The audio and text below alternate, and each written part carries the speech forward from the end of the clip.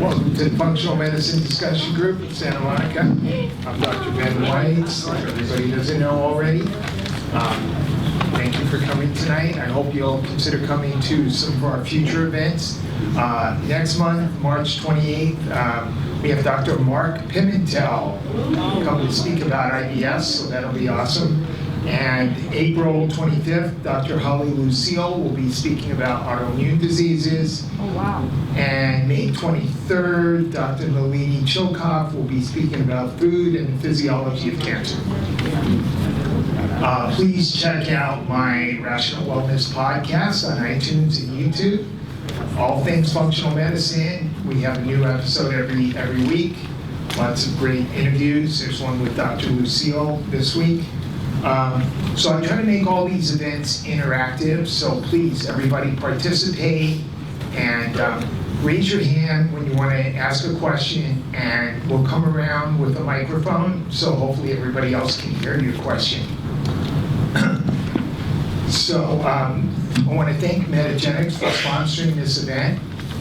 Everybody who's here, your next Metagenics order, you can get 20% off, so please use the discount code, which is SMFMG 0219, is that it? Yeah, so February Okay. 2019. I got it. Okay, excellent. Thank you, Metagenics, for sponsoring us and providing us with some great food. So our topic for tonight is a functional medicine approach to inflammatory bowel disease. Inflammatory bowel disease basically encompasses Crohn's and ulcerative colitis. Those are the most common ones. And there's also a few less common inflammatory bowel conditions, including something called microscopic colitis. For those of you who are not aware, inflammatory bowel disease is characterized by chronic inflammation of the GI tract that leads to damage to the mucosal lining. Crohn's can affect any part of the GI tract, including the mouth, the esophagus, the stomach, and the anus. It most often affects the portion of the small intestine close to the large intestine, and there tends to be patchy areas of damage, and the damage may reach through multiple layers of the intestinal wall. Ulcerative colitis, in contrast, occurs only in the large intestine and the rectum. Damaged areas tend to be continuous. They usually start at the rectum and spread into the colon, and they usually present only in the innermost lining of the colon.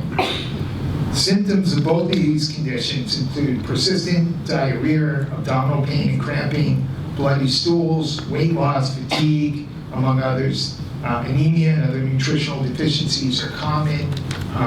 The mainstays of conventional medical care include immunosuppressive drugs like biologics such as Humira and Remicade, and surgical resection in severe cases.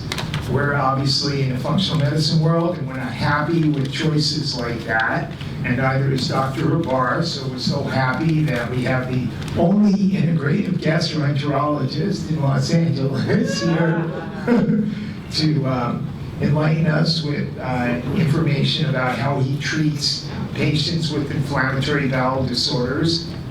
He's able to look inside the gut and do endoscopies and colonoscopies and Heidelbergs and actually sample the juices in the gut and send it out. So let's give Dr. Rahbar a big hand. Thank you, Dr. Rahbar. Thank you, Ben. Okay. Too close, is that right? Is this better? Hold That's it. perfect, sir, perfect. I'm a professional, I'm a producer, so that's perfect. Thank you. I did have a question before I come, so if you feel me clear my throat because of that. You actually need some chamomile tea. There you go.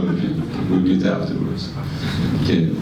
If you're here for inflammatory bowel disease, so I would ask myself, somehow you're dealing with this scenario, and either maybe somebody at home or family or patients that you deal with, but this is a very complex area, and you need to know exactly the extent that this problem is presenting, and whether you're playing with something simple or you're playing with fire, because the disease could be very challenging. And when I looked at online a few years ago, I saw one doctor in New York says, I treat all types of Crohn's and inflammatory bowel disease. I laughed because I thought this probably does not have enough experience or has seen patients that are complex to be able to make a statement of that nature. So in this presentation, we'll try to demonstrate that you need to be able to understand severity of illness and where you stand. This is part of the area that you can deal with, or you will have to work with another specialist again. I feel very honored to be here among these very interested and intelligent individuals, and I hope that by the end of this meeting, we will all learn from each other again. I must thank Michael Erdman, who's a physician from England, and he works with me, and he helped to put these slides together. To the last minute that we left, he was putting the slides together, so it's still fresh, right off the oven, if you will. So let's go to the acknowledgement, and please move to the next slide.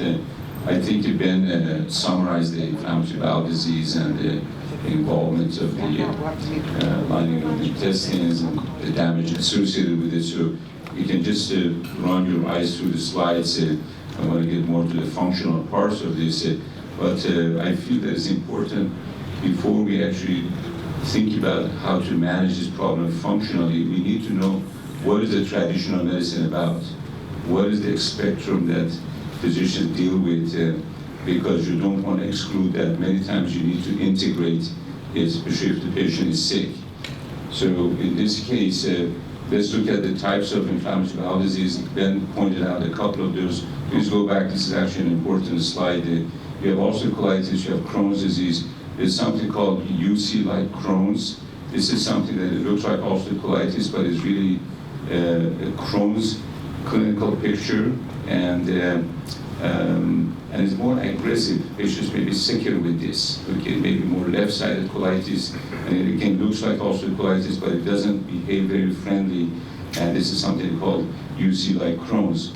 Indeterminate colitis means, well, I don't know if it's ulcerative colitis or Crohn's. Eventually we have to figure out which one it is. And biliary Crohn's is a rare form of Crohn's. I've seen only a few cases in the practice, but I did see one recently, and there was evidence of granulomas throughout the gut from the stomach all the way to the rectum. Okay, all the biopsies showed granulomas, non-caseating granulomas. And when they sent the sample of the blood to Australia, there was Mycobacterium avium complex growing in the blood. So obviously, this is not the technology we have here. Someone was smart enough to send it out.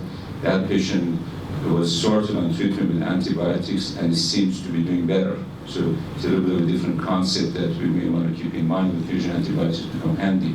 The other one is microscopic ankylosing colitis. This is really not a form of typical inflammatory bowel disease, but is a colitis of its own, and it may be associated with unexplained diarrhea that it looks like irritable bowel syndrome, but it's very common in the population, especially with food allergies and sensitivities, and we need to keep that in mind.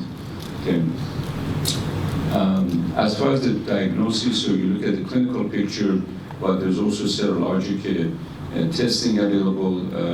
This is one model that is used by a laboratory called Prometheus Lab, and occasionally physicians order that. You may see a testing comprehensive like this come up and gives you a risk stratification. And this is Crohn's, this is UC, but it doesn't look like any of these things. You don't have to memorize it. Usually it comes in the report if you order one. Okay, go to the next slide, please. Okay. As far as the severity assessment, you need to know how many times the patient is going to the bathroom. Is it bleeding, fever, abdominal pain, use of narcotic, hospitalization, weight loss, lack of appetite. What constitutes mild, moderate versus severe? Like how many? The mild would be something is like diarrhea 3 times or less, okay?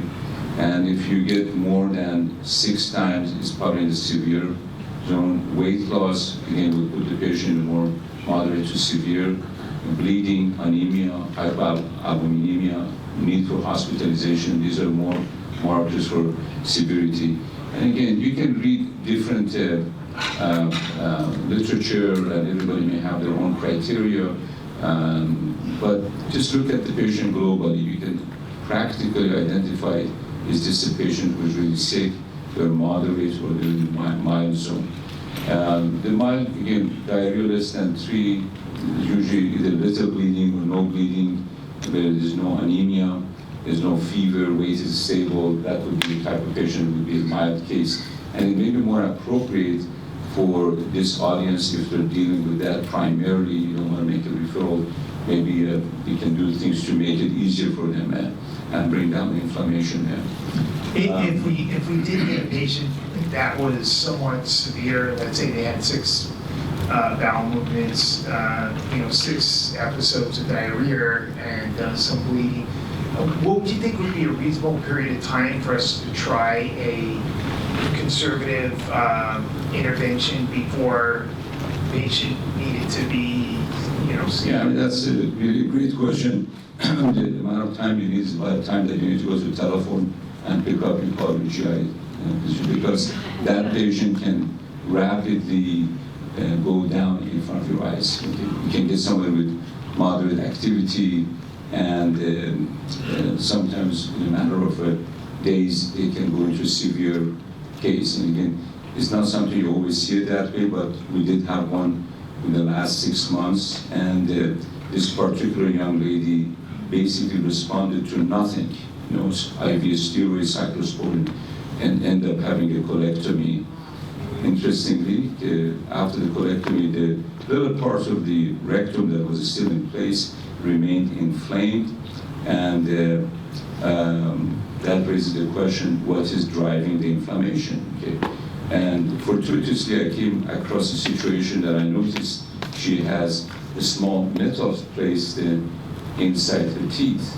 So for the first time, I asked the patient to do a metal allergy test, the same way that breast implants have become of concern. A lot of women, they take them out because they think they may be provoking inflammation.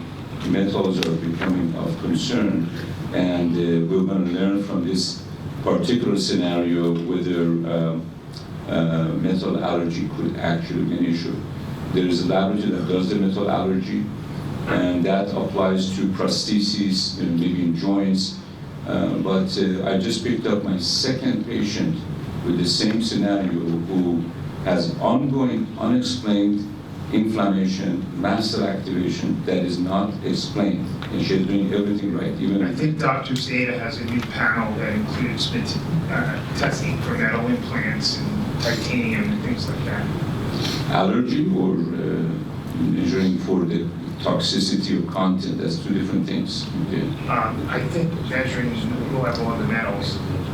No, that's not allergy. You need to look for IgE, antibodies. Okay.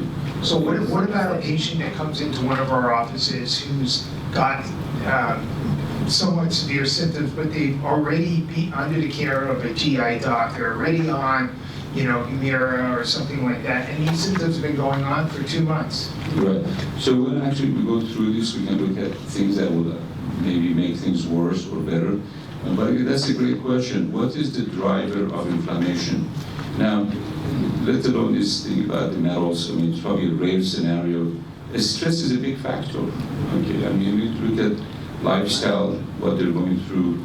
And the challenge is that stress, you cannot measure it. It's difficult to measure, so you have to go intuitively and see what's happening. But I think diet and lifestyle and stress are very, very important modifiers. On occasion, I have to take people off work and have them stay off work so we can calm down the inflammatory process. Okay.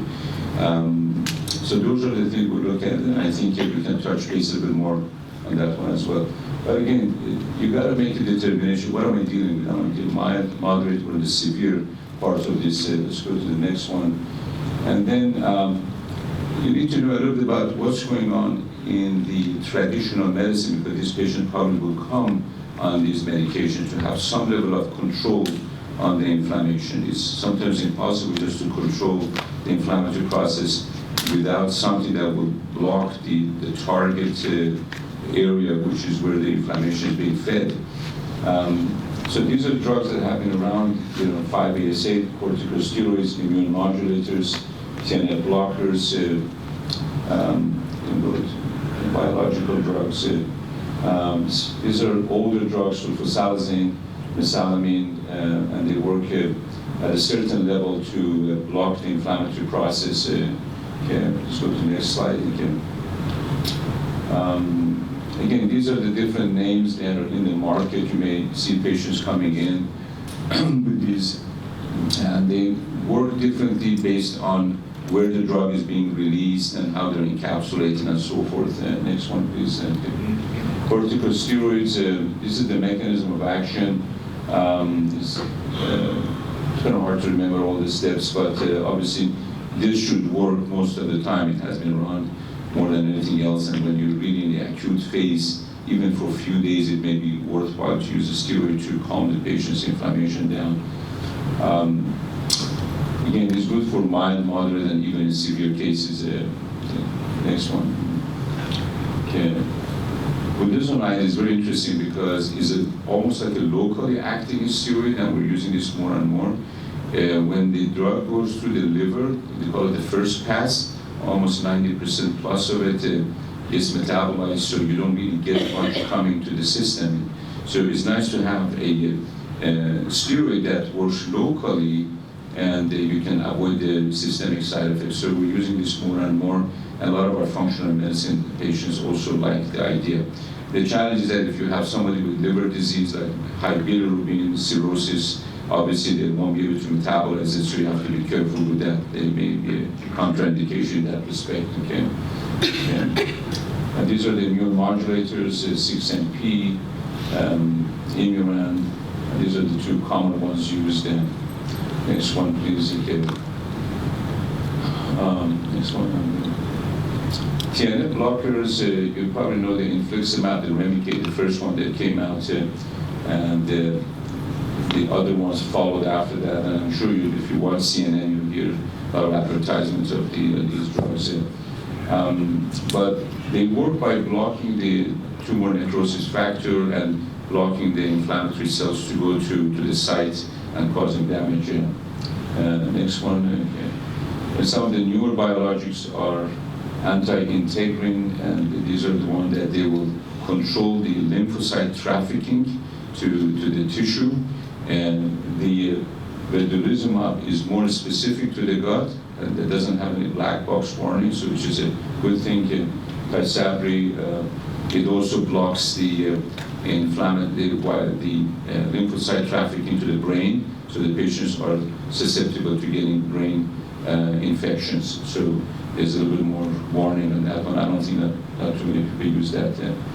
The new one on the market is, let's go back again for one. Okay, Stelara is the new one that blocks cytokine 12 and 23, and it may have some importance because you can use it in patients who have cancer or immune suppression because they don't have a negative effect as far as infection. Next one, please. Again, this goes into the mechanism of action. You're welcome to look at it later. I think I gave you the highlights. Next one, please. The same thing with Stelara. Can be considered as a first line, particularly for older patients with immunosuppression and those with history of malignancy. And right now, it's used by a lot of physicians as a first line. Next one, please. Okay. This is actually a biological drug that is taken orally. So it's kind of interesting. You take one pill instead of getting an infusion, and get 20 milligram pill, very easy. And rheumatologists and dermatologists use this. I've seen sometimes patients with alopecia totalis, using something like this and having their hair come back. They put it sometimes on these alopecia areas. But it is now in the GI and is used for ulcerative colitis. It does have immune suppression and side effects and infections, so it's something that needs close monitoring. Okay. What is considered healing? We want the patient to feel good, not have any symptoms. There's a sense of overall improvement, quality of life, but there's also mucosal healing. This is very important. It's not just I feel good. And you have prevention of recurrence. You don't want the thing to come back again. Okay? And prevention of cancer. Okay? Next one, please. Okay? And this treat-to-target approach, again, emphasizes the role of mucosal healing. Now, to understand mucosal healing, one has to go back and do another colonoscopy or procedure or follow some of the inflammation markers in the stool. But there is generally a need to go back and get a tissue biopsy and look at it. So there's a procedure involved to be able to confirm there's actually healing achieved, if you will. Go next one, please. Okay. Functional medicine, this is probably a language you're familiar with, and I'll try to go through it quickly, but we think about lifestyle, diet, food sensitivities. As I mentioned, stress is a huge factor, and I hope the patients are open up to share what bothers them, what may be going on with their life. And environmental toxicity, heavy metals, mold, gut dysbiosis, altered microbiome. A lot of the stool samples, if you see, they have reduced bacterial diversity in these patients. And permeability is a major issue, and targeting inflammation. Okay, now targeting inflammation, drugs generally do a better job, but maybe we can use the other parameters to prevent recurrence or help the drugs to work better. Maybe we can reduce the duration of the treatment. Now, in my practice, the majority of the work that we do as far as the managing inflammatory bowel disease is focusing actually on the small bowel. So even though the inflammatory source could be in the colon, it could be somewhere else, but the key is to focus on the small bowel and improve the intestinal permeability and function. And I think if you focus on that, you're going to get the fringe benefit of reducing inflammation elsewhere. So we wanted to put a picture in here to say, if you see a gut, think about small bowel, even though where it may not be the problem is. The problem may be the rectum, but you need to think higher up what's going on with that. Okay. Next one, please. Okay. Things to consider again, the role of stress. Did the patient take any antibiotics? Because this becomes a risk factor. It also may be a risk factor for C. difficile. C. difficile, it's a toxin sometimes gets added very easily to patients who have IBD, and you need to look for that. That may be a reason why an IBD patient is not responding to the treatment. Dietary factors, we're going to talk about that. Anatomical description and considerations. You need to know what is the extent of the disease, where is it? Is it rectum, small bowel? What segments are involved? Is there stricture, stenosis, fistulas, abscess? You need to be able to have an anatomical understanding when you're dealing with patients like this. Okay. Smoking is an interesting concept. We're going to come back to that. Alcohol may not have a direct effect in making the IBD worse, but I don't think it's a healthy thing to do, and it's going to promote the growth of yeast, cause dysbiosis, and is directly a toxin to the lining, so it would not be favorable for a patient to drink alcohol during the treatment. Smoking has an interesting story. We'll come back. Not favorable for Crohn's disease. Smoking is favorable for patients with ulcerative colitis, and we can talk about it in just a moment. Do you do comprehensive stool analyses to try to find the etiology? The question is, do you do comprehensive stool analysis? We do. I would do it when they're not bleeding, to be able to analyze, look at the microbiome, look at the enzymes, see how they're assimilating food, and so forth. It helps me as a tool to come up with a program to optimize the gut function. Okay. But I don't think it will help me with etiology, like what's the cause of the inflammatory flare, unless I see some sort of infection there. What about food intolerance panels? Do you do that? What about food intolerance panels?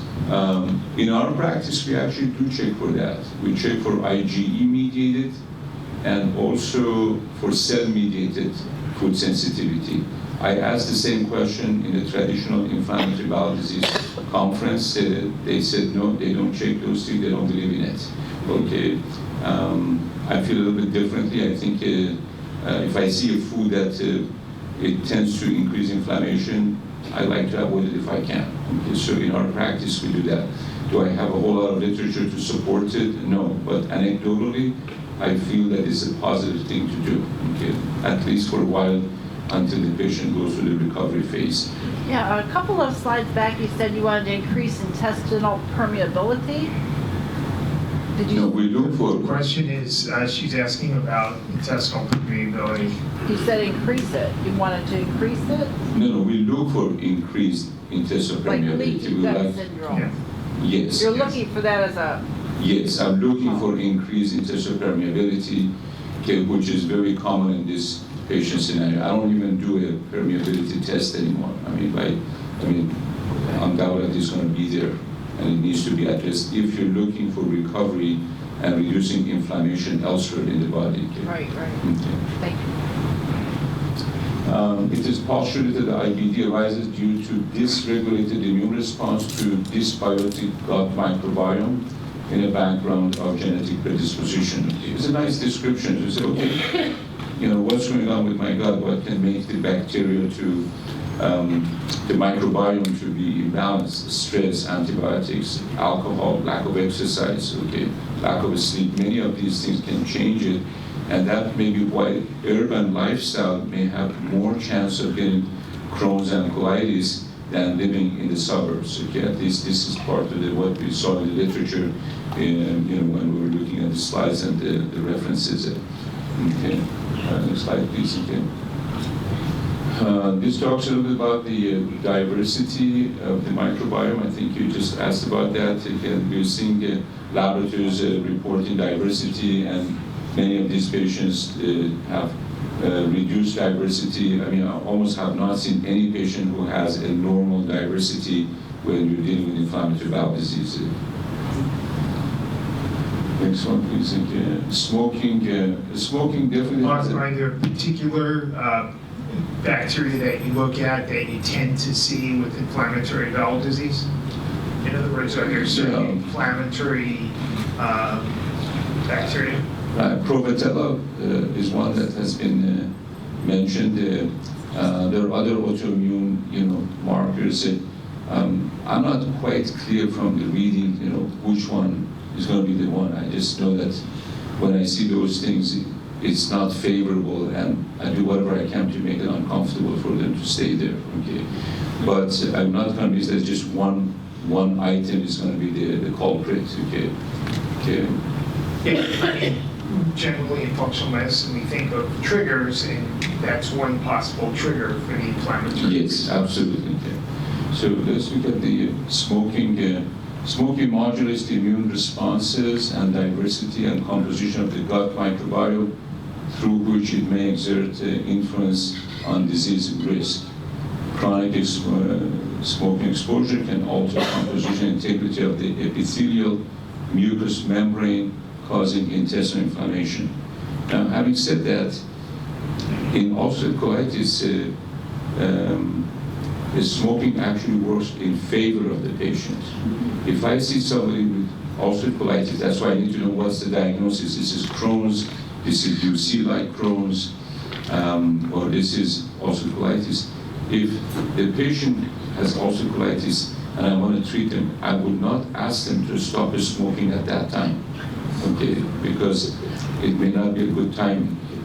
We actually, in some instances, we have started to use nicotine patch from over-the-counter in a small amount in some patients who were not responding to the treatment, difficult to control, and I put them on some modalities, and I just included some nicotine patch. A few patients we tried, as a combination, it worked. And these are the type of patients who do not want to go on biological drugs. They don't want to go on immune modulators. So you do anything you can to bring down the inflammation. Okay. Why would nicotine help ulcerative colitis? The question is, why would nicotine possibly help ulcerative colitis? Yeah, I don't know the exact answer, but I believe it has something to do with the modulating the immune system, more or less the same thing we do with LDN. Okay? And somehow it probably changes the lymphocyte trafficking or some other effect that it has. On Crohn's disease, however, is the opposite. If a patient is a smoker, has more chance of getting Crohn's disease, more complications, and so forth. Okay.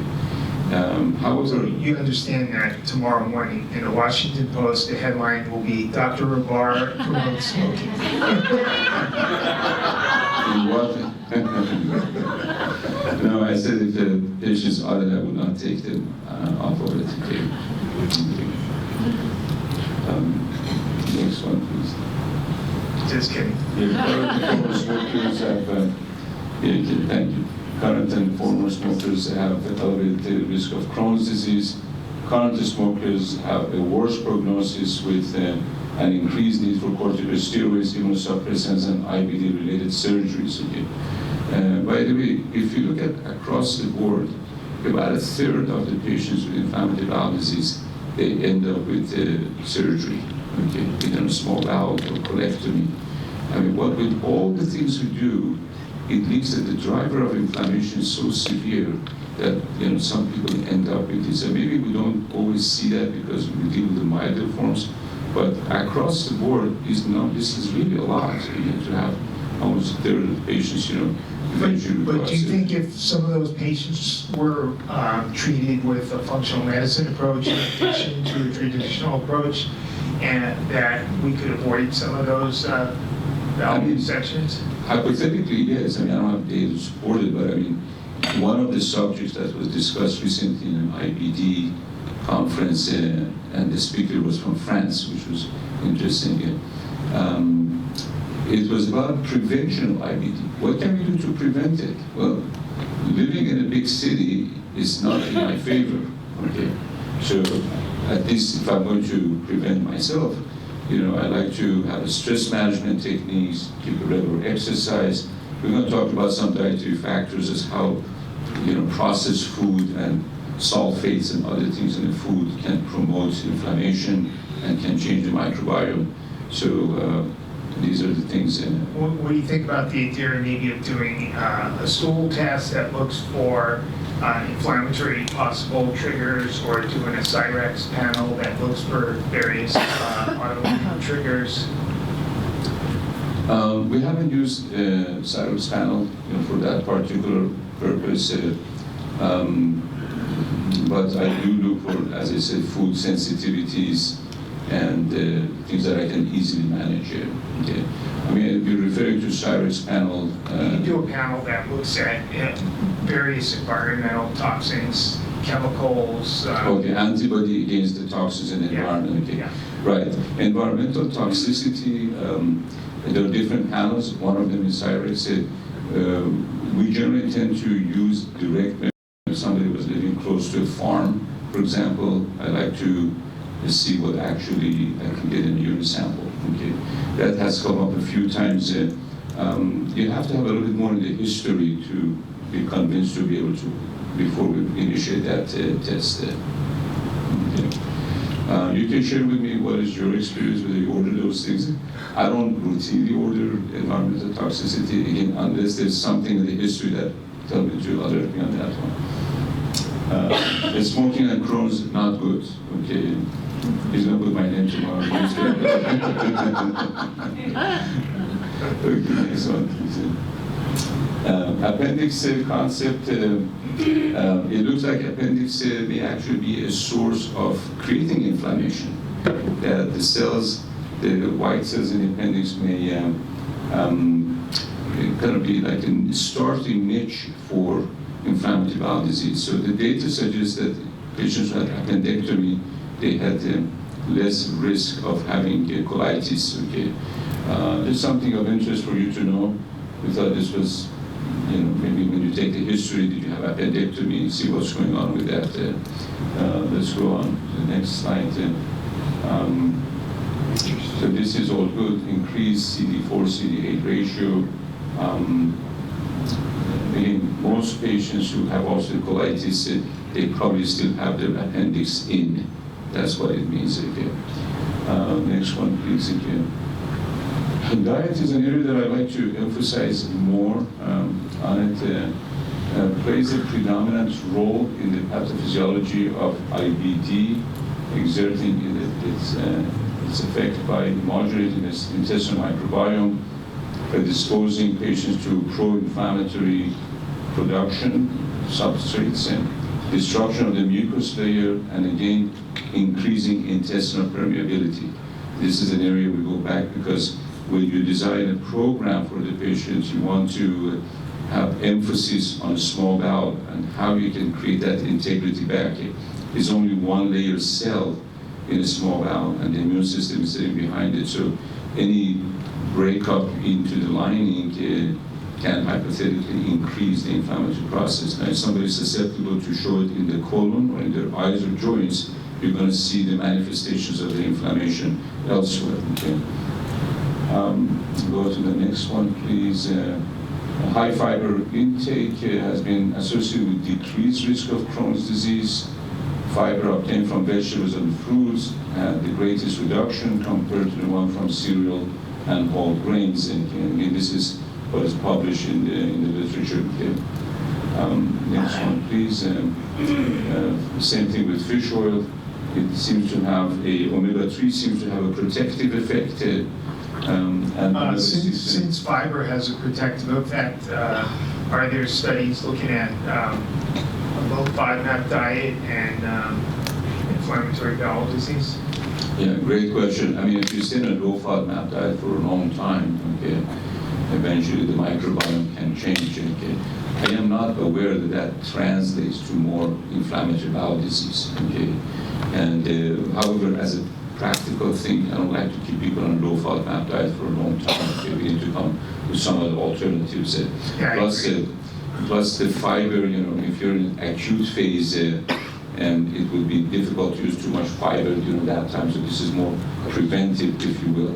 We do use omega-3s if they can tolerate it, you know, between 2 to 3 grams in the inflammatory setting, and it is also part of the leaky gut, you know, treatment, as part of intestinal permeability treatment. It seems that By the way, what do you think about the low fiber, white bread, white rice diet that is sometimes used for patients with inflammatory bowel disease? White rice? So the Cedar-Sinai program. Look, if it's that serious, it probably works. I'm not going to say anything negative. But I wanted to emphasize there is a problem with carbohydrates. Okay, it seems that carbs, they tend to drive the inflammation. Okay, and this has been part of the basis for the SCD diet we're going to point out. And we have many patients that as soon as they increase their carbohydrate intake, their inflammation starts to go up. Now, some of them are very powerful to stay on SCD or specific carbohydrate diet to keep the carbohydrate intake low. But as a dietitian, I think you may get referrals to talk to the patients about this type of diet and educate them how they can stick to it. Okay? Definitely carbohydrates could be a problem, whether it is through fermentation or some other process, I'm not sure, but it seems that it drives the inflammation higher. So let's go to the next slide and we can talk a little bit more about that. Again, the ratio of the omega-3 to omega-6, this is something most of you are familiar with. If you omega-6 to omega-3, you want to keep the ratio 4 to 1. And nowadays, the laboratory, they do the omega-3, omega-6 ratio, so you can simply check it and see where you are and go from there, okay? Animal protein, this is an important one because we do need protein for healing. And as part of that, when the patients are sick, many times we use pure amino acids, okay, in any way we can to heal the mucosa, because the mucosa needs a lot of amino acids to heal. But red meat, as if it's not grass-fed, barbecued, charring, high heat cooked, all of these things, they tend to drive inflammation. So you need to work with the patients. These are simply things that can make things worse. I know at least one study that showed the red meat, non-grass-fed red meat increases risk of Crohn's disease in women. Okay. However, I think this can be extrapolated to other populations as well. Okay.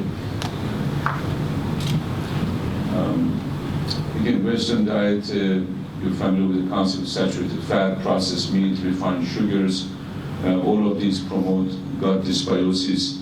You change the microbiome, you're taking the risk of going towards the inflammation. Okay. The next one. Childhood, if things are going to go wrong, it can go wrong from the childhood. So children who don't eat, fruit, vegetables, and foods that they have omega-3, high up, they may have a risk of getting inflammatory bowel disease. Okay. And zinc deficiency, regardless of this slide, the zinc deficiency, it can add to the severity of the IBD. We use zinc quite frequently in scenario inflammatory bowel disease. I think it's part of the leaky gut, if you will, or permeability repair. And it also tends to makes the mucosa become a little bit more resilient dealing with infections and bugs. So when we deal with gut dysbiosis, we use this to reduce the risk of infections. Which form of zinc do you like best? Yeah, I mean, for the gut, primarily zinc carnosine. Okay, if I need more zinc for replacement, we do other types of chelated zinc, if you will. Okay, interesting concepts, sulfur and sulfates. Again, these are things you see in preserved meats, alcoholic beverages, milk, food additives. And sulfur-containing foods are associated with relapse in UC and are commonly found in westernized diet. We're going to talk about bacteria that they reduce sulfates, and then they can increase production of hydrogen sulfide. And one of the herbs, long name Glynomesta pentophyllum, I'm not sure if you're familiar with that, is an herb that is actually used for stress management.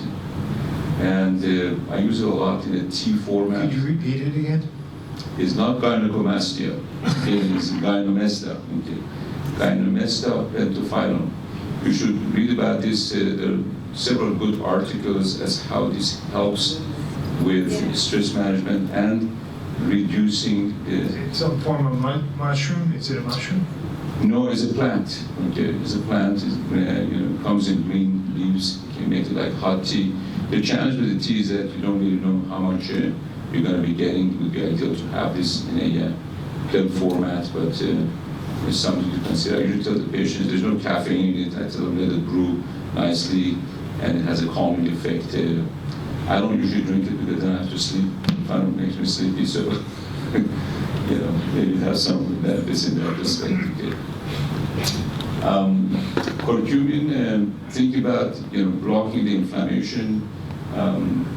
This may have some effect on TNF pathway, but you're never going to get close to the drugs. This may be good if you use it in about 3 grams a day or more. It may be helpful in reducing inflammation in milder cases. Curcumin has other benefits as well, which one can also benefit from that, antioxidants, liver support, and so forth. I'd like to point out that Metagenics has a medical food, Ultra Inflammax, that contains highly absorbable form of curcumin as well as other nutrients to help the gut. That's really good for long-term maintenance for patients with inflammatory bowel disease. Yes, thank you. I agree. Okay. Vitamin D deficiency can implicate the role of inflammatory bowel disease. Generally speaking, if you're vitamin D deficient, you may have maybe a kind of more severe form of IBD, and the prognosis is more favorable for patients who have normal vitamin D level. There's one caution with replacing vitamin D. You don't want to give too much of it, particularly in the setting of inflammation and Crohn's. The vitamin D can get converted from 25-hydroxy into 1,25-hydroxy. So your 25-hydroxy may look normal or low, but you may be shunting a lot of it into the 1,25-hydroxy. And that you can almost push in the toxic range. So we would start usually with the smaller amounts, maybe 1,000, something less, and gradually go up based on the lab results that we And see. do you measure the 125 as well? Yes, if I'm suspecting that there's a problem, like if the calcium number starts to look off, we start to look for that. Okay.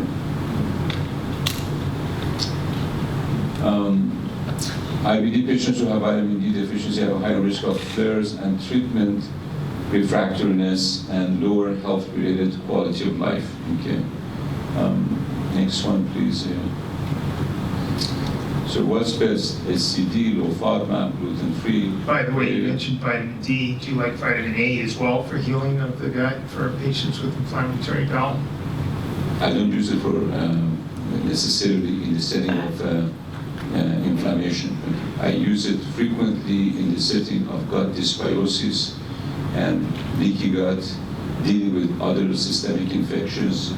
I am not completely sure, what happens if you take an inflammatory bowel disease. However, I do provide the basic nutrients in the physiological amount that is safe, and I think it's part of the healing and the leaky gut. You need to have nutrients to be able to heal. Okay. So SCD is specific carbohydrate diet. Everybody has heard about that. Is that right? Okay. So I won't give you a headache with going through this.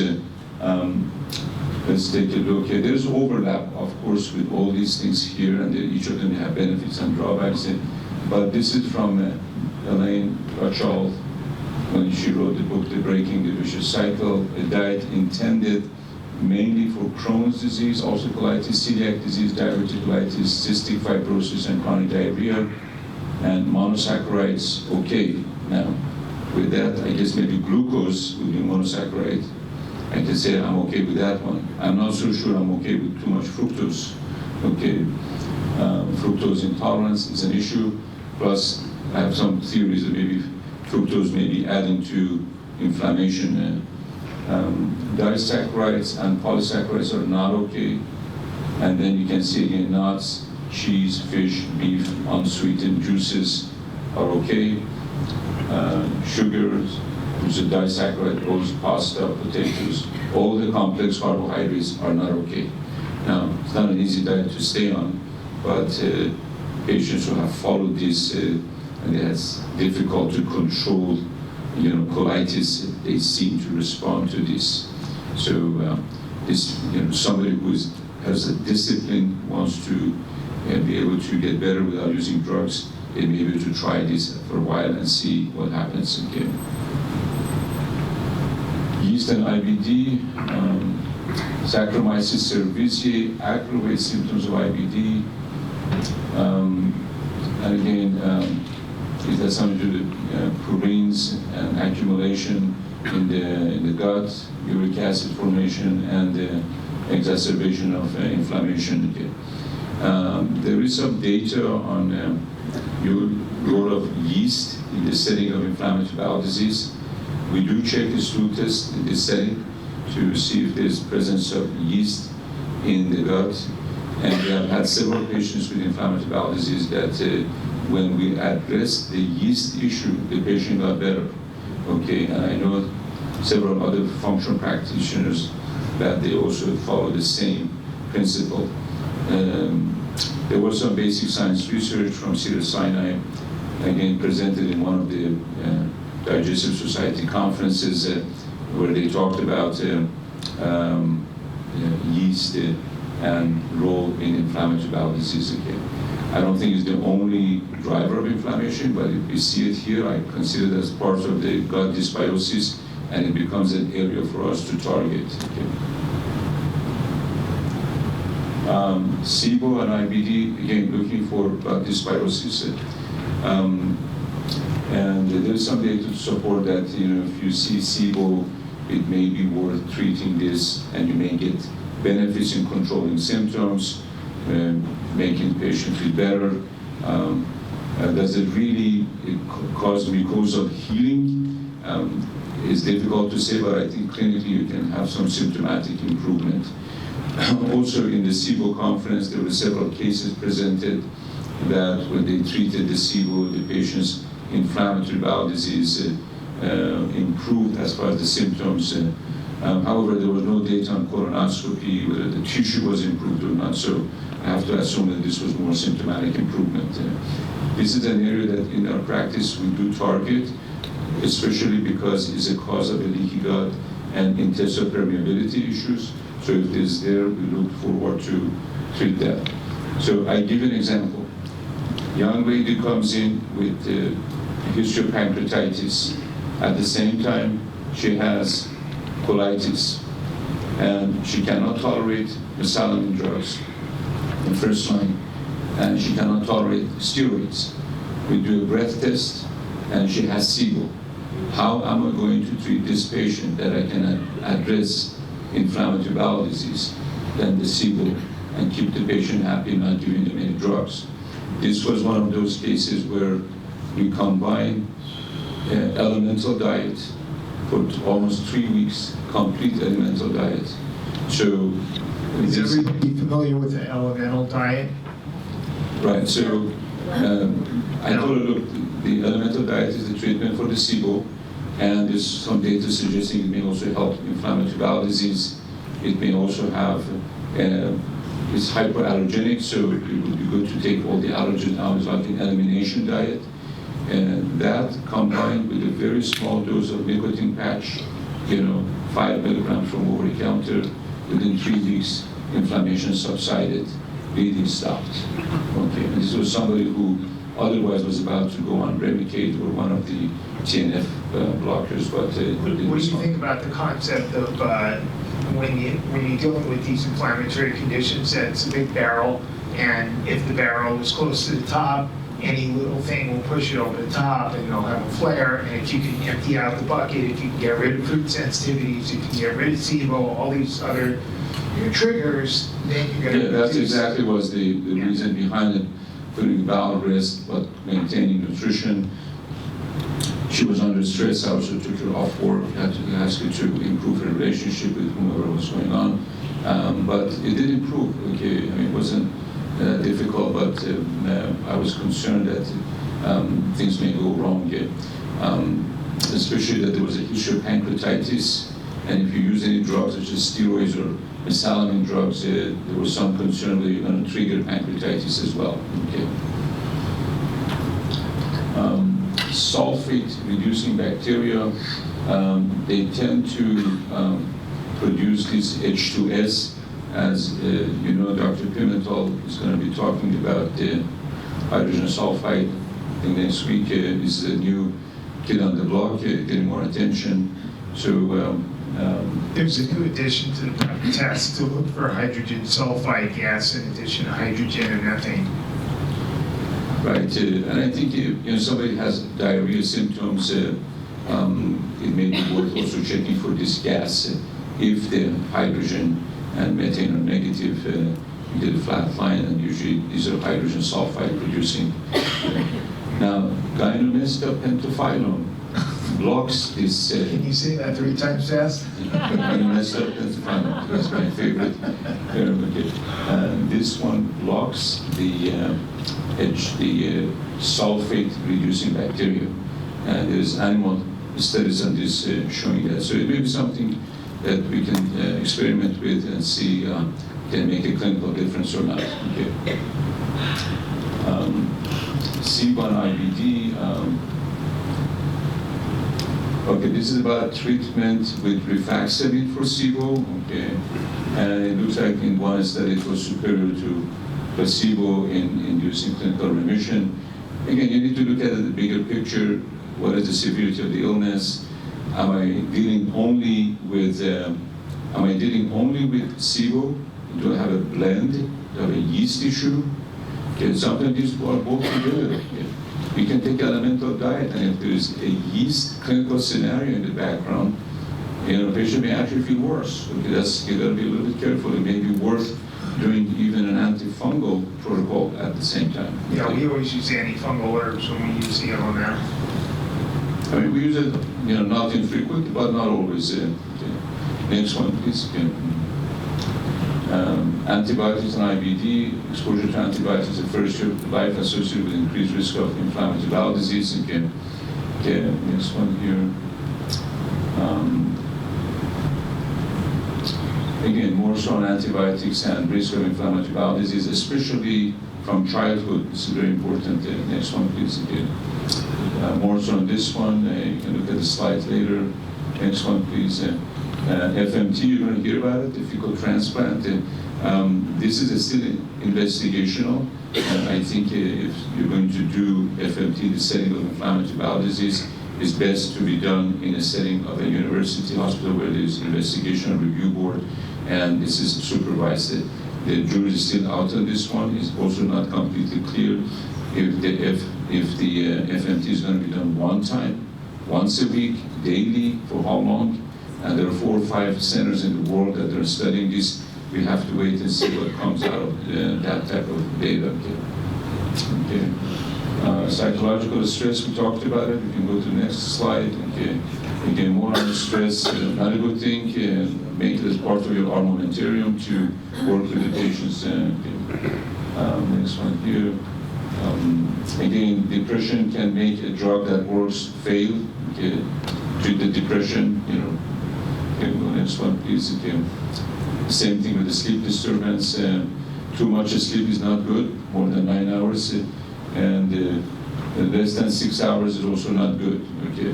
I know most doctors are sleep deprived, so why we're not getting all IBD, that's a different story. Okay. Next one here. Okay. Urban living, we talked about it, it's not favorable. Okay. Air pollution, the same thing. The data from the 1940s show that exercise is a good thing because it changes the microbiome. I am not sure if excessive exercise is good. Okay, indeed, we have data showing that if you do intense exercise, you can change the microbiome in an unfavorable way. I've had several patients after a marathon run, they end up in the office with significant abdominal bloating, and it's something that would not favor. So mild to moderate exercise is good. Intense exercise is risky. It may not be favorable. Obviously, because it increases the cortisol level, your body goes into fight and flight mode, and it can change the microbiome. Yeah, well, marathon running is associated with decreased immune function and decreased bone density, a number of issues, but not so bad for chiropractic. Next one, please. Again. We have some experience with immune provocation related to tick-borne. I have 6 patients with underlying Lyme disease markers being positive in the setting of colitis. But all of these, they had a little clue, like somebody came with rectal bleeding and diarrhea,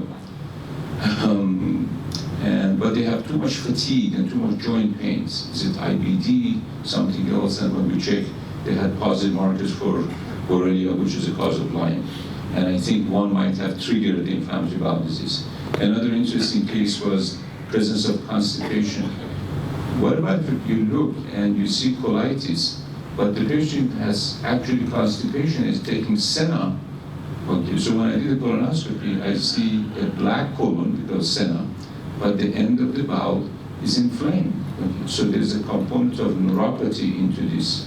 And this was one of our first patients when we checked. This patient had clearly positive markers for borreliosis, which is a cause of Lyme. So you have to kind of keep in mind that the immune triggers are bacteria of this nature, vector-borne illness. So this is one case of Bartonella. I mean, we can go back and read it, but it's not enough to obviously make a cause and effect relationship. Next one here.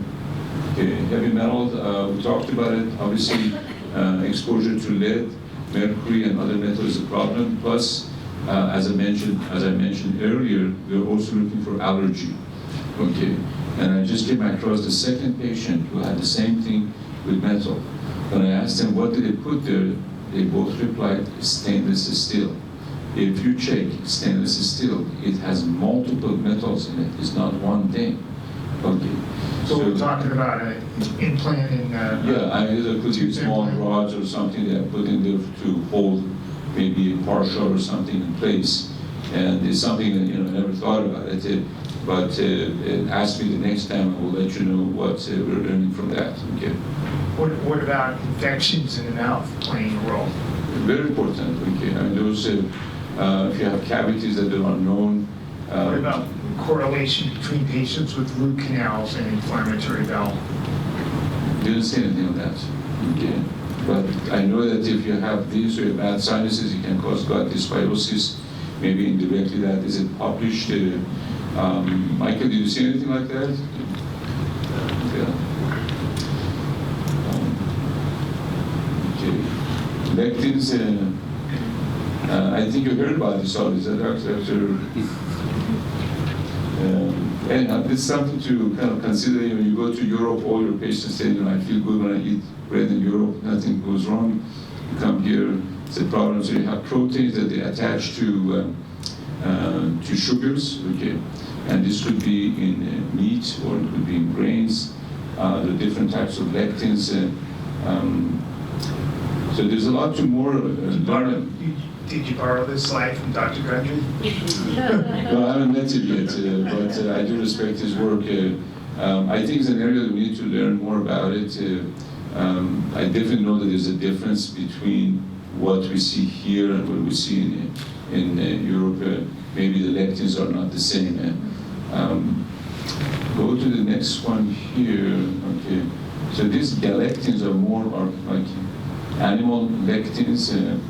Galectin 1 is something new to me. It looks like it increases inflammation. Galectin 4, it tends to, I'm saying galectin 1, it tends to reduce inflammation. Galectin 4 is more associated with induction of inflammation.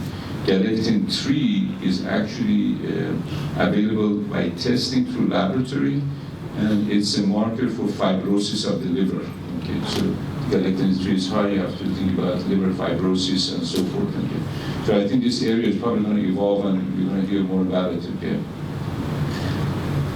Next one, please. Anybody uses LDN in their practice? Yeah, so we use commonly. How many people use LDN? A few people.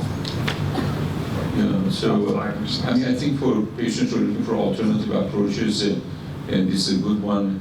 We practically use LDN in all our patients with inflammatory bowel disease if they're open to receiving it. I do start from a low dose and then we titrate up. I don't give them the 4.5.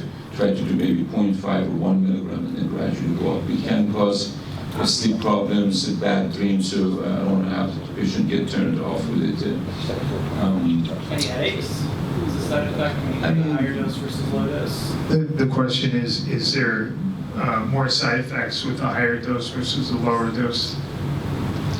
You know, I don't have an exact answer to that. I mean, I can tell you that I would not start generally with a 4.5 unless they have tried it. Okay, they get all types of weird symptoms and sensations. I don't recall headache being a standout in that one, but it's more of a yucky feeling. I don't feel good. You know, I have bad dreams. You know, it makes me too sleepy. I'm agitated. I don't just, you know, people don't have a good experience with it. I asked my compounding pharmacist to make sure of my patients. She said if they have any type of autoimmune disorder, they have to start really low, like 1 and 2 milligrams at most, because they're very sensitive to the effect. The average person, you can do 4.5. Dr. Hawkins' comment is that if a patient has an inflammatory disorder, you should start at very low dosage with the LDN and slowly titrate it up. Exactly. So again, easy does it is the way to do it. Okay. And then we can go from there.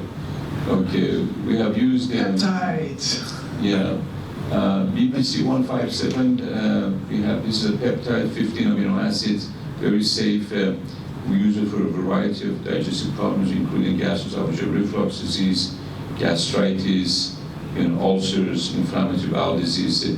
I don't see it as the only thing to use and try to treat people, but BPC is very helpful to for our patients with inflammatory bowel disease. Isn't that one of the few oral ones? Is that oral? One of the few? I use the oral ones. The injection one is a little bit more expensive, and for the GI system, it's created in the GI system. I think it belongs to there. We keep it there. Okay.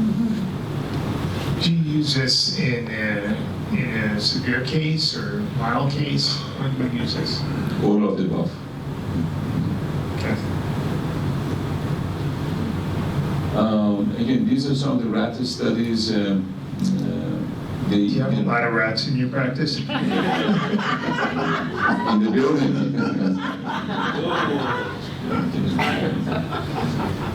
You know, the first time actually I came across BPC was in a traditional GI conference. And the study was done on rats where they had fistulas. And you would think that this would be great for patients with Crohn's fistulas and they have perianal fistulas. So we have started to consider for those patients, but the animal studies were remarkably impressive. Okay?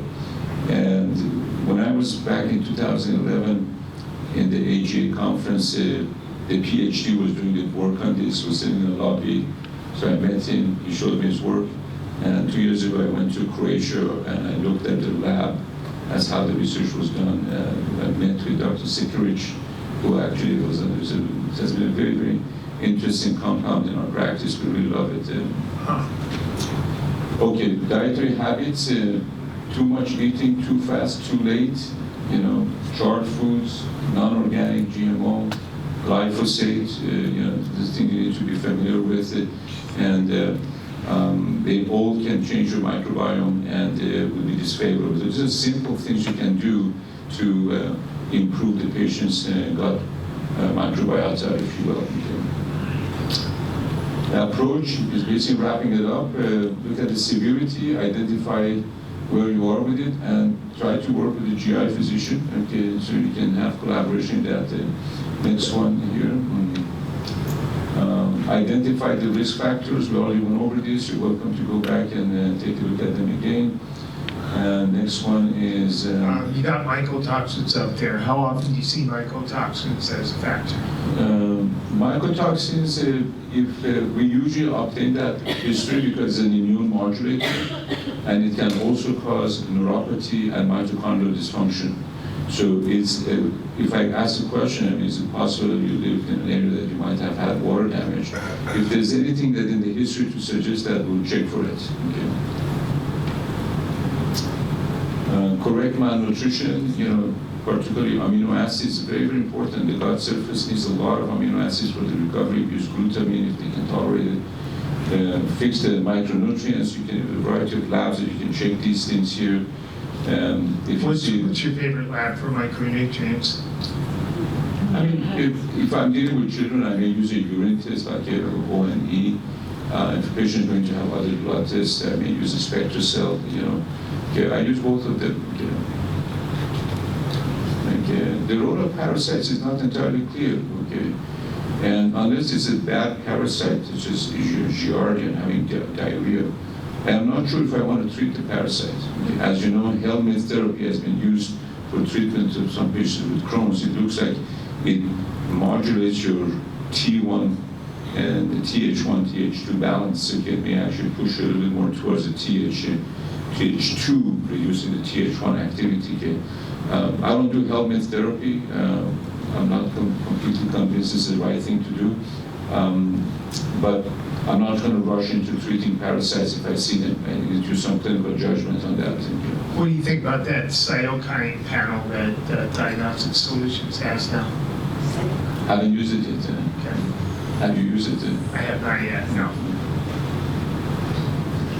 Anything else? That's really good. Okay. In terms of permeability, you already heard about this. Immune globulin colostrum is helpful, particularly the version of this that is immune globulin that is from serum bovine. It's not from milk. It's called serum bovine immunoglobulin. Okay. Interesting point. Constipation, colitis. We already talked about this, you know. I think you have to be careful. If you see constipation in the setting of colitis, think about neuropathy. Okay, is there autonomic neuropathy going on? But what would cause autonomic neuropathy? Usually bugs, you know, chemical toxicity and other things. So you have to see that there may be another player into this. Okay, I already mentioned the case of the biliary Crohn's, and this is a laboratory in Australia that did it for our patient. So I'll learn more about it the next time. We'll see whether she fully recovered from taking antibiotics or not. Now, we did look at the slides. the slides to see whether we can demonstrate the mycobacterium here in US, in the tissue. And we use multiple stains on the slide of the biopsies. None of them showed the microbiome. It's only the blood culture group. So it just shows how much we don't know. Okay. What about probiotics? Is that something that you utilize? I do, but I used to use a lot of probiotics in high concentration for ulcerative colitis. Let's see if you get somebody who's pregnant, they don't want to use drugs. You have used BSL-3 already has literature on that one, but there are other probiotics now of similar nature. But the role of probiotics in Crohn's is not clear. And I also don't use probiotics that have SIBO, okay? Because I don't know what I'm doing, whether to more bacteria there or not. Okay? Even though there's lots of studies showing that probiotics are beneficial for SIBO. We need to sit down and talk. I can tell you that, in the setting of SIBO, at least 1 out of 4 patients may make me feel more bloated with it. Okay, I wouldn't use it across the board. It's just the way we do it. Okay, if I wanted to do it, I would do maybe very small amount and increase it solely on that respect. Okay. What percentage of patients with IBD do you find also have SIBO? This hasn't been well studied. Okay, it's not like we did SIBO testing in everybody inflammatory bowel disease that came in. This is something we're doing more and more recently. But if the patient has bloating, okay, this is very important, bloating, rumbling, noises, upper GI symptoms, the signs of fermentation, I usually check for that, plus we do a stool test to see if they have fungus and other things here. Even though the topic here is IBD, what do you think about the efficacy of SIBO breath testing? As far as what how efficient, how effective, how sensitive is breath testing? There's been a lot of controversy about it. People have questioned it, said it's worthless. We now have serum panels. I don't think the word would be efficiency. Would be like what's the sensitivity and Okay, yeah. specific. I think the glucose test will pick up probably around 40-50% of the more proximal ones here, and the lactose breath test probably picks up about maybe 70% of the more distal type of SIBO test. None of these tests are 100%. So most of us are using a lactulose, I think, right? We're using lactose, but I'm always aware that if there's proper clinical setting, we may be missing, proximal, SIBO. So when should we suspect proximal SIBO? Your patient's not getting better. Okay. You treat them, they get better. Or your breath test looks, kind of normal. The lactose can just rapidly go through, so it doesn't get a chance to get through the fermentation process. Okay. And we recently started to add actually endoscopic aspirate from the juice. So when I can't find an answer, we basically aspirate the juice from the second portion of the duodenum. And some of this we send to microbiology. We have to look at the culture and count of it for SIBO. And some of it we send for PCR testing in our practice. And we found a lot of parasites that we were not seeing before. Okay. People come and say, I have indigestion, I have upper pain, bloating, gas, nothing fine, nothing works. My SIBO test is negative. So these are the type of cases that we may go and obtain a sample from the juice in the small bowel. And they're very, very informative. And did I leave anything out? You mentioned the metal allergy testing. Is there a certain lab that you use? The question is about metal allergy testing, and do you use a certain lab for that? I just, just Google came up. There is one here in the US that does it. The first time we started to think about it, it was a patient who had a metaprosthesis in the shoulder, and he was having really funny symptom that could not explain. And actually the patient brought it up as a possibility. So we went and worked on that one, and it seemed to, there was some concern that, maybe that's contributing. It was a big decision because he had to go and take the shoulder prosthesis out. But then while I was on the website, I noticed they also have one for dental, okay? And these two patients that I just mentioned to you, it has been quite a start for us. I think we're going to see what we learn from them. What lab do you use? If you just do a Google search metal allergy, there's only one lab that comes up. I know Dr. State, I just got something recently. They have a new lab for metallic implants. Is it out? Yeah, I mean, I have to ask and see whether Dr. Data does But it. you're measuring immune reaction Yes, to immune the metal? reaction, yes. Well, Cyrex has immune reactivity to metals. Maybe they'll do it too, okay. But, you know, I prefer not to do IgG, okay. I prefer to do IgE, okay. That's what, How come? and I think, it's more specific for allergy. Okay. That's really, if IgE mediated to allergy, that's true allergy. I mean, but any sort of immune activation could be a factor. I may be too naive to know enough about this, okay, but if I have to flip a coin, I give more credit to an IgE panel, okay. And as you know, the IgG food panels is very controversial. Okay. Most insurance companies don't cover it. I mean, I look at it globally, you know, like giving them some idea that there may be some leaky gut going on and other things, but you cannot just go by, oh, I have IgG reaction, you know, so this is the problem. You mentioned cell-mediated allergy testing before. What? That's ALCAT. ALCAT. Yeah. The question was about what type of food sensitivity testing, and she mentioned cell-mediated, so ALCAT. Yeah, those are I usually. think there's a few other labs that do it as well, lymphocyte response testing. Yes, I'm not sure if we have used the other ones, but I think there's more coming in the market. So you said the partial fasting, which cases imported by using intermittent partial fasting? Oh, the question is using fasting or intermittent fasting for IBD.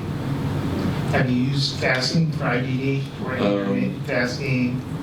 No. Again, you need to know where you are in the severity scale. Yeah, somebody really mild, you can try to do intermittent fasting. Somebody walked in, you know, with a moderate inflammation, they're bleeding, have diarrhea, I can't put them on intermittent fasting. Indeed, I need nutrients to be able to heal the small bowel. But just maybe to calm down the inflammation for a short period of time, a day or two. It's not something we would do in practice. We have to think about that.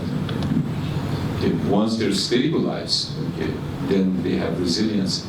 Have you done intermittent fasting? It's not so easy. You know. I know it's not. Okay. I still have the boxes I got there. Okay. Oh, you're talking about fasting? No, it's a good thing, but I mean, you have motivation, discipline to do it. I mean, I think it's good, but I wouldn't do it for somebody who's sick. You know. Do you use the elemental for patients who are sick? Yes, a lot. Okay. That, you know, from malnutrition, from, you know.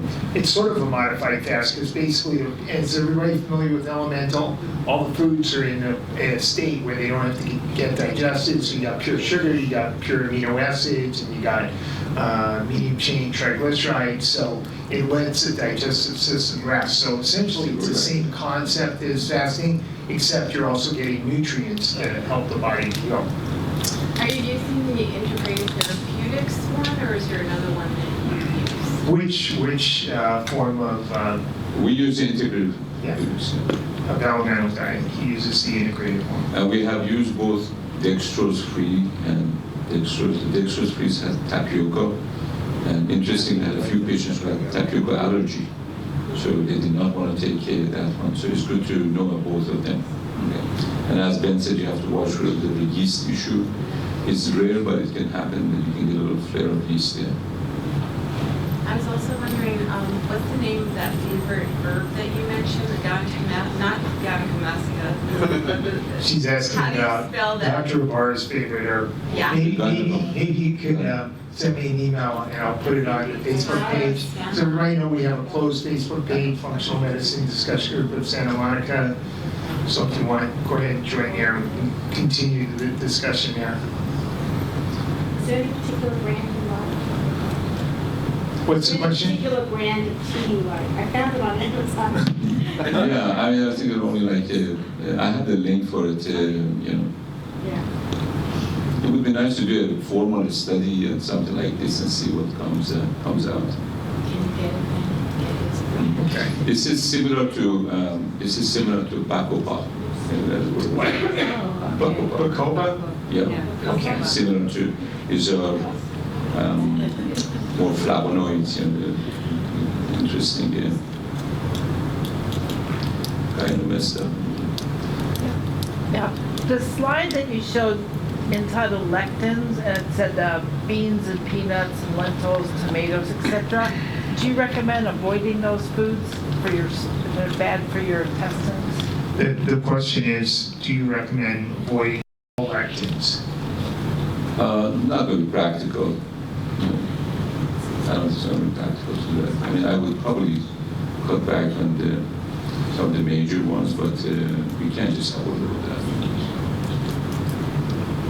And you had also fruit listed as a lectin? Many foods would have it, yes. Do you have Dr. Grandi here? You should really answer that. I've been talking to him about possibly. Well, the question that I raised when we were looking at this was whether these lectins have anything to do with inflammatory bowel Actually, disease. Dr. Vashtani last month, he mentioned, Dr. Gundry, he said he has, he disagrees with his lectin hypothesis, that he tested a number of people who were not sensitive to lectins. This thing is in so many foods. You just Yeah, if you were going to eliminate all lectins, there'd be nothing left to eat. I don't want to take cherry tomatoes away. Yeah, and you can't even have cucumbers or squash, or it's crazy. You can't have nuts and seeds. You can't have seeds. So. I have two questions. One is, are the slides going to be available, or will you be making those available for the group, or not so much? Do you want to share your slides? I'm okay with it. Okay. That would be great. The other question is about diet. I'm still not really clear on what you're recommending in terms of diet. I know you mentioned the SCD diet, and you said that fruit is not good, or too much fruit is not good, or too much carbs is not good. My understanding of SCD is that it's not a low-carb diet. It's just focusing specifically on Well, we put the list there. The question is, what type of diet do you find most No, the effective? fruit was okay. But how much? Because you were seeming to imply to not do very much carbs. Yes. So in terms of macronutrient ratios, what percentage carbs, fat, and protein do you think is? The question is, what specific macronutrient ratio do you recommend? We should get the dietitians to come here and help us. You have dietitians. I must give you a global answer as opposed to, I mean, if you have, for example, let's say a cup of blueberry every day in the morning and with oatmeal, I mean, that's a lot of carbs, okay? I wouldn't have a breakfast of that nature. Maybe I do something, maybe a third of the blueberry or some other fruit, but mix it with some protein and some other food component. So it's not just a lot of carbs by itself. Okay? You have to have a balance there, and you cannot just, definitely you're going to cut back on the carbs. There's no question with that. Okay? Yeah, I mean, this is from the book, basically, we took out, and they thought the fruits and maybe some of the juices were okay, but as I mentioned, I personally would not favor fructose. Fructose has its own issues. It can bypass the insulin system, and I almost have some theory that maybe this becomes an inflammatory molecule of its own. This was presented some years ago, maybe those concepts were not there. On the other hand, we also don't have glucose by itself. So monosaccharides are okay, but we don't have glucose, So you have to kind of sit down with the dietitian and find the happy medium there, okay? Your carbs probably should come from some of the food that they allow, but it cannot necessarily include all the monosaccharides, if you will. What do you do when you have patients who are vegans who have IBD And obviously you're eating a much higher carb diet. I mean, it could be a challenge. You have to be respectful towards the wishes. I mean, most of them, they usually use food supplements, okay, more protein-based, or you can use elemental diet, which gives you the amino acid, plus it gives you the dextrose, if you will, okay.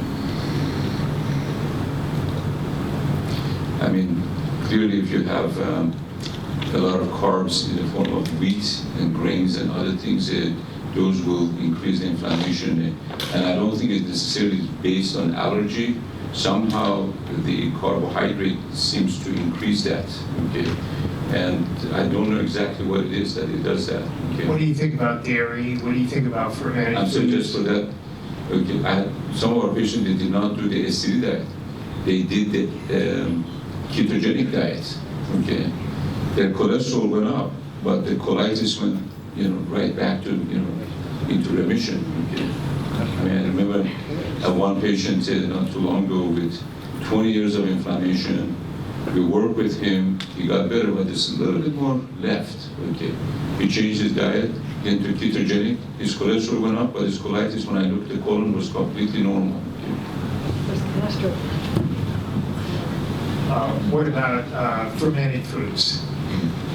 And also bone broth? Bone broth is good if you have SIBO and you have cartilage in it. The polysaccharides are probably going to give you gas. Okay, but generally speaking, bone broth is good. Does it help with healing of the gut? Yeah, no, definitely. That's the GAPS diet, the concept. Definitely in favor of that. What was the other question? Fermented So fermented foods or fermentable foods, okay, two different things, okay. Fermented foods to me is probiotics in the food. Yeah, okay. kimchi, Sauerkraut here.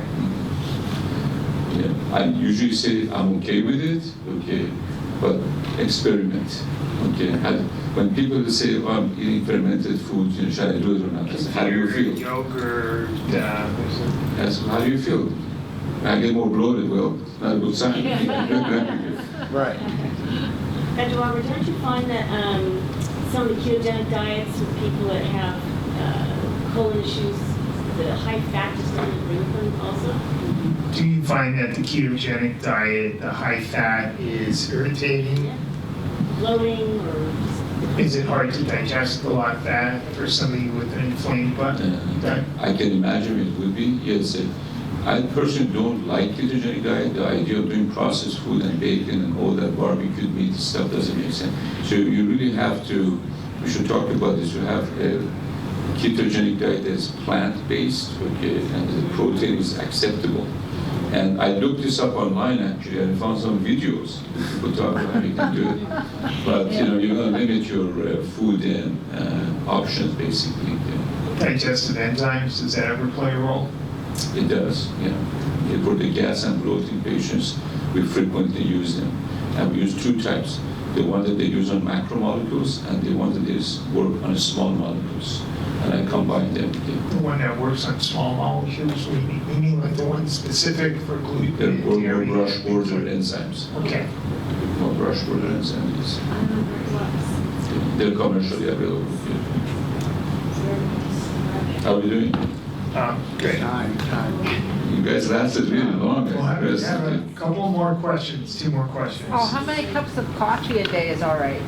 How many cups of coffee a day is? By the way, I don't take coffee away from patients, even the ones with the reflux. Okay. Okay, no. I take green tea away. Okay. Oh, yeah? Okay.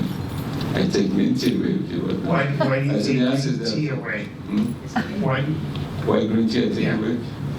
It relaxes the bowel significantly. Try it. Why don't you take home? Somebody just answered something about histamines. What about patients with histamine intolerance? Do you ever look at that? No, Patients that's who have inflamed guts who also have histamine So you need intolerance. to address the histamine issue. You can reduce some of the histamine foods, give them some maybe enzyme to block it.